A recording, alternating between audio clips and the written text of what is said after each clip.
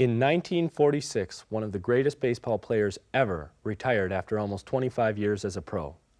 No, it wasn't Babe Ruth, Joe DiMaggio, or any other star you've probably heard of.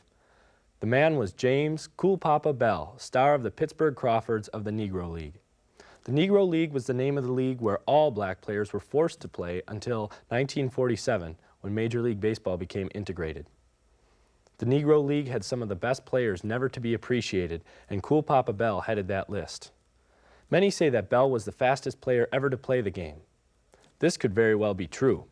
He led the league in stolen bases almost every year he played until he retired at age 41. Satchel Paige, a former teammate of his, said that Cool Papa was so fast that he could flip the switch and be in bed before the lights went out. In fact, Jesse Owens, the Olympic sprinter who was known as the fastest man in the world, said that he would race and beat anyone around the bases as long as that person wasn't Cool Papa Bell. At 5 feet 11 inches tall and only 135 pounds, Bell was a rail. But no one made fun of his slender size as he swiftly and smoothly stole second base or scored from first on a single. And Cool Papa was smooth.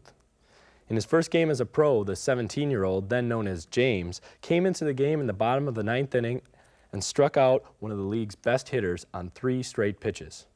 Pretty smooth for a guy who wasn't even a pitcher. For playing with the savvy of a seasoned veteran, even though he was only a kid, his manager called him Cool Papa. But to say that Cool Papa had style would be an injustice to him. Cool Papa was style. Whether in his baseball uniform or his Sunday best, Cool Papa had a flair all his own. Now, some of you may have seen flip-down sunglasses, a necessity and fashion statement for many major leaguers today. Flip-down sunglasses weren't unknown to Cool Papa. After all, he invented them. But despite all of his baseball feats and the style with which he accomplished them, his greatest achievement was that he played at all. You see, James "Cool Papa" Bell was the victim of a disease known as racism. Racism that kept him from playing in the same league as white players. Racism that kept him from being in the same record books as white players. Racism that kept him from earning the same money as white players.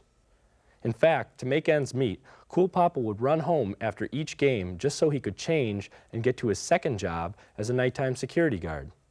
This kind of thing would be unheard of for players today. But despite the inequalities he faced, Cool Papa kept on playing the game he loved. He helped pave the way for Jackie Robinson, the first African American in the major leagues, and others who followed him. Cool Papa did this by fighting racism the same way he played baseball, stylishly but effectively.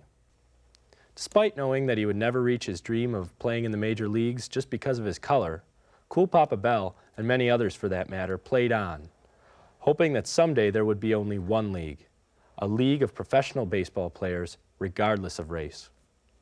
So let's take a few moments, which is longer than it would take for Cool Papa to steal second base, to appreciate James "Cool Papa" Bell, the speedy baseball star, the stylish innovator, the man who fought racism just by going to work every day.